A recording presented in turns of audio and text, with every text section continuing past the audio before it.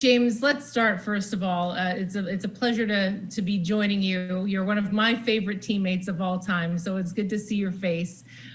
Going back to your time with the Lakers, 3 championships, just an outstanding piece of NBA history, a dynasty, an era that will never be repeated.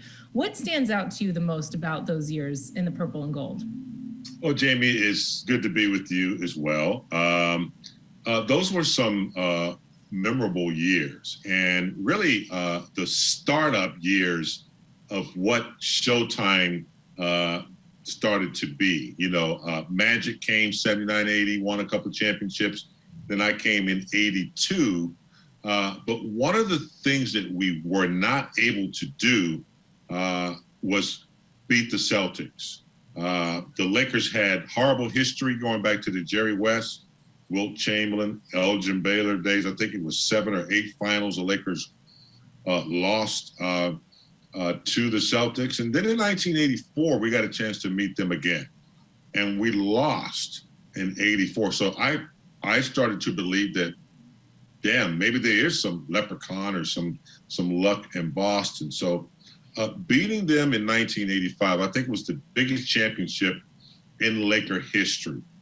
Because not only were we representing ourselves, we were representing all those players that came before us and the fans that just heartbroken over the years. I think about Chick Hearn having to call those games all those years.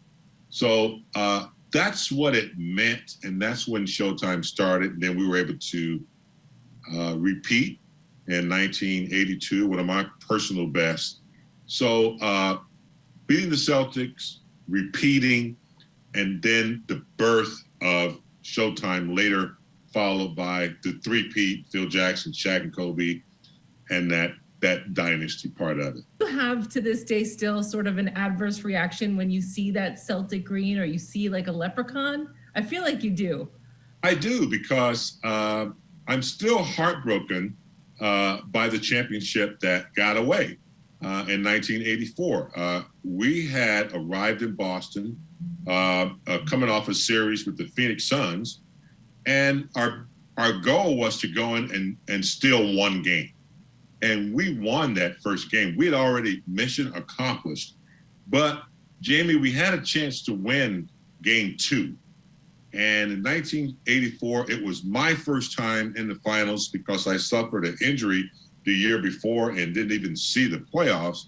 So I was still a young rookie, sort of, to the playoffs. And I made this errant pass with 13 seconds left in the game. There was a big decision on whether to try to get the ball in bounds quickly or to call a timeout. And we got it into me, and I tried to get rid of it. Gerald Henderson stole the ball, laid it up, went into overtime, and we lost that series in 7 games. And it still hurts today. But even beating them twice in 85 and 87, still I get this disdain, nasty taste in my mouth and an emotional feeling that doesn't feel good when I think about the Celtics. So when the Lakers beat them in 2010, all these emotions always emerge whenever we play the Celtics. It doesn't matter. So yeah, it never goes away. But going back to those years in the 80s, I mean, you guys were physical. You guys played hard. There was some dirty moves. But even the accommodations at the arena in Boston, wasn't your locker room like a mess? Wasn't it like really cold, or they tried to use other tactics to mess with you guys? Yeah, it was the worst, man. I don't know whether it was a tactic or whether Boston Garden was just a horrible arena. Look, they had no heat in the winter. No air conditioning in June and July when the humidity was flying off the scale. The nastiest, dirtiest fans you ever wanted to meet.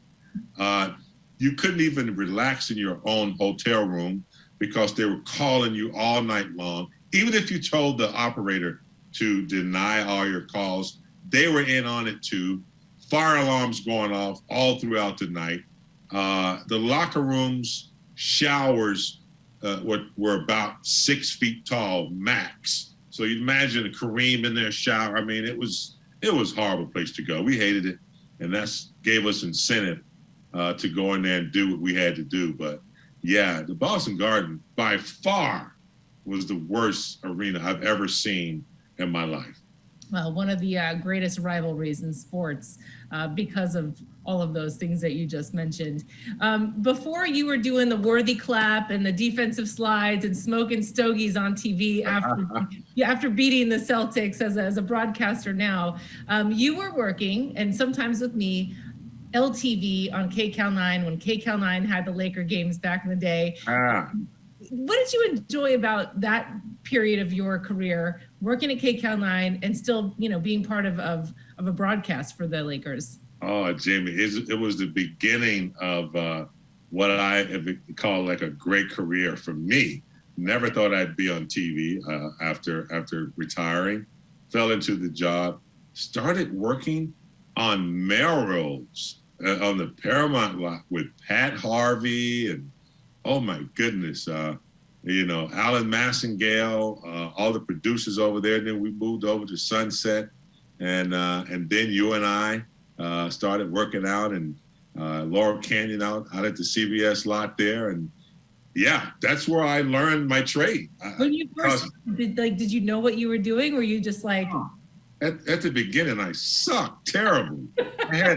I had nothing but a name, and I was a former Laker, and thank God. Guys like Scott Henry and, guys like that, they were patient with me while I learned the trade. But that's where the rubber met the road over there at LTV, KCAL9, CBS, man. That's where I learned how to do it.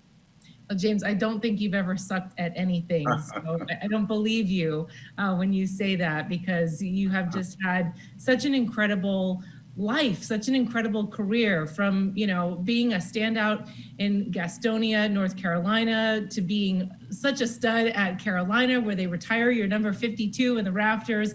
Your number 42 is in the rafters with the purple and gold. But when you went from, obviously Jamal Wilkes had 52. Yeah. When the Lakers draft you number 1 overall, so you get to the Lakers, you've worn 52 your whole career. How did you come up with 42? Because that's a very special number in sports. Yeah, ever since high school, I had worn number 52, and obviously, the great Hall of Famer Jamal Wilkes I wasn't going to ask him, but I was talking to my dad. I had just signed my contract, and I told my dad, I said, "Man, I'm not going to get to wear 52 anymore." And my dad's a huge baseball fan, especially the old Negro League, and he really was a big Jackie Robinson fan. And he said, "Hey," he didn't even say the number. He just said, "Hey, what about Jackie?" Just like that. And I was like, "Jackie? What about Jackie?" I didn't know he was talking about. He said, "Jackie Robinson, 42. And I said, okay, because I knew Magic had 32, and I thought 42 flowed pretty good with that. And so I chose that number. It fit pretty well. And man, I never thought I'd have it retired and it'd be hanging in Staples, but apparently it was a good choice. Thank you, Jackie. Well, and 42 and 32 did flow pretty well together. What was special about your relationship with Magic? Yeah, and in college, back when I was in college, in high school, you had 6 visits to go visit colleges and recruiting trips. And everyone knew I was going to Carolina. I only took 4 of those trips. Carolina, UCLA, Kentucky. And I had to go see who this Magic Johnson kid was. I mean, a 6'10" point guard, you never heard of that. So I knew I wasn't going to Michigan State, but I took the trip anyway because I wanted to hang out with Magic. And it was like, even then, I knew that he had a special personality. Even if he didn't play basketball, he was going to do something big. And as it turns out, he's done some big things. But playing with Magic, and I always joke when I go speak to people, I say, I thought I was pretty damn good until Magic retired. And then he made everybody so much better. His ability to pass the ball, his size, his talent, but he also had that will. He had this special innate will to win, and it was contagious. A special teammate. If I had to pick a team, and people say if you had to pick one guy to start a team, I'm still going to go with that guy because he gets it done. When you look back on your career, and I mean, James, like the accolades are off the charts, NBA Hall of Famer. It's been such a special path for you, and enviable. People would love to trade shoes with you in any phase of your life. But when you look back, and what if basketball wasn't a thing for you? What if you didn't have that in your life? What do you think you would be doing right now? Well, I always admire, one of my biggest admirers growing up was a boys club director named Mr. James. His name was John James. It's weird. He had two first names. And I always thought I wanted to be a boys club director or work with the elderly in some capacity. My major was rec ad, and we had a lot of chance to go into nursing homes and set up programs for the elderly. Jamie, I did a cruise one time. It was called Sports Afloat, and we got to design the whole sports recreational program for that cruise. So I enjoyed those type of things. Social work, working I always loved my community, doing surveys to see if we need a park over here, what these kids, I was always community oriented. So I think it probably would have been some type of social work or director at a boys club, a high school teacher or something like that. My mom was a teacher at elementary school. I kind of followed in that. So some type of social work, I'm pretty sure. I don't think it would have been sports, but it would have been community oriented type work. And I know that over your career, I mean, that is the beauty of being a professional athlete and being a TV personality. You have these opportunities to get your hands dirty in the community and to give back. And I know that's something you do to this day. So you get to satisfy desire. It's always good when you have a platform, and you and I have done things, Habitat Humanity and things like that. It's always good to use your platform to give back. So it makes you feel good. So who was it that first got you interested in basketball? Was it a family member? Was it watching someone on TV? Yeah, it was, my two older brothers used to have to babysit me all the time. They were 7 and 8 years older than me. So I kind of followed them around playgrounds, but it wasn't until around the 7th grade. My height was around 5'11" in the 7th grade. And then by the time I was in 8th grade, I'd come back to school. I was 6'5" or 6'6". Wow. And basketball really became interested to me. And Mr. Perry was a coach at my boys club. I overheard him talking about scholarships. And I was like, man, you got to be really smart to get a scholarship. You got to be like an A student, A+. But then I understood he was talking about athletic scholarship. Mm-hmm. And I was like, really? You can get a scholarship for playing sports? And that's when the light bulb went off because I had two older brothers already in college. My mom and dad were just scratching and clawing, trying to make sure that they had what they needed. And I was like, maybe I can eliminate that when it's time for me to go. And that's when, basketball really took off. And then it became fun. I realized I was tall. I had an advantage. People liked me more because it was weird in the 8th grade to have that kind of, attention from a very introverted. So it became my voice. What I didn't have verbally, it became a way of, conveying who I am on the court. And I loved that. It was like nonverbal communication.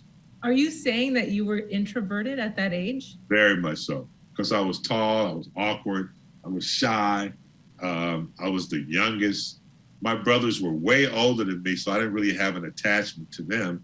I was a mama's boy. I was a latchkey kid. Mm-hmm. But now look at you, Mr. Personality. Yeah, man, I got it going on now, baby. Hold the clap, baby. when I asked you about like, what would you be doing in life? I mean, I really thought you'd say you'd be trying to get on the PGA Tour, get your tour card. You know, I try to think realistically. I'd be having it, boy. There's a lot of great golfers trying to get on that PGA Tour, but I do, as you know, enjoy a good round of golf. I play for my 50 cents here, dollar here, and I get a lot out of that. But so yeah, you know, I might consider doing something in the golf industry. You know, maybe being a marshal or working in the pro. I love golf. It's a people connector. You know that. It's, you know, from playing in those tournaments. It's a nice way of fellowship. How does the height help you in that? You can see the fairway a little bit better? You know, I've heard I'm too far away from the work. So, you know, I'm too tall. So the more you can bring it back, the more trouble. But I've learned to compact things a little bit. It's a lot of homework in this game, man. I don't care how good you are. You just got to work at it. And it's, you know, you got to learn how to take the bad shots and move on. It's hard. It's hard for professional athletes because we're used to mastering things if you coach us a little bit. But nah, it's nothing but humiliation out there on that golf course. It's like shooting an air ball. You got 3 rings with the Lakers as a player in the 80s. Yes. You got a 4th ring, 2020? Yeah, it was nice. The Buss family decided that after all the losing years that we put up with, 11 years, and I think because of the interaction that I've had with the Laker family and doing a lot of community, you know, service for them over the years, that they were fortunate. You know, I was fortunate to get one. So yeah, got that. I guess I got that 4th one eventually. You did. How does that compare to the first 3 in size and bling? Yeah, I think this one, there's a little bit more weight to it and a little bit more. I haven't had it appraised yet, but I think that the value is may equal all 3 of mine, or maybe more. So it's a little bit more bling with the 2020. I have to remember, man, what, 20 years, 30 years ago, 88. Yeah. So one thing I always was impressed by working with you, James, is just how, and you're talking about, you know, still doing stuff with the Laker family and being involved, but you also spend time with the young players and kind of mentoring them along, which I think is so special. And you've built those relationships with guys over the years.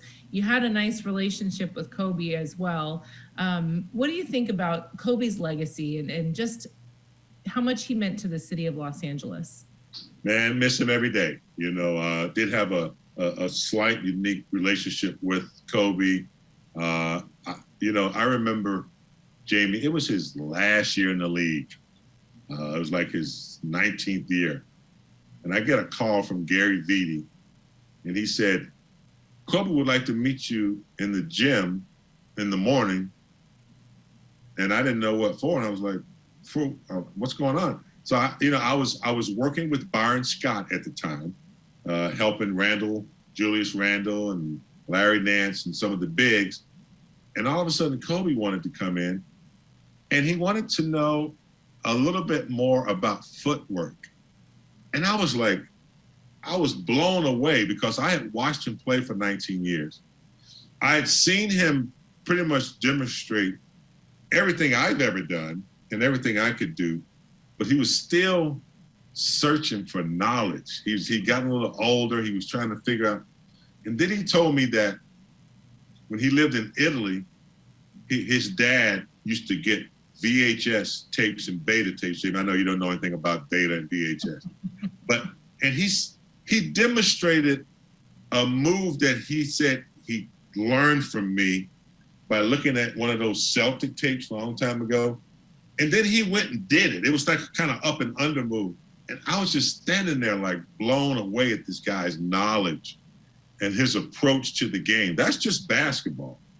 And then his life, his discipline, his ability to reconcile with himself and move forward and never lose sight, and what he was going to do for women sports and his daughters. He was an amazing guy that was thrown into the furnace at a very young age, as we are a lot.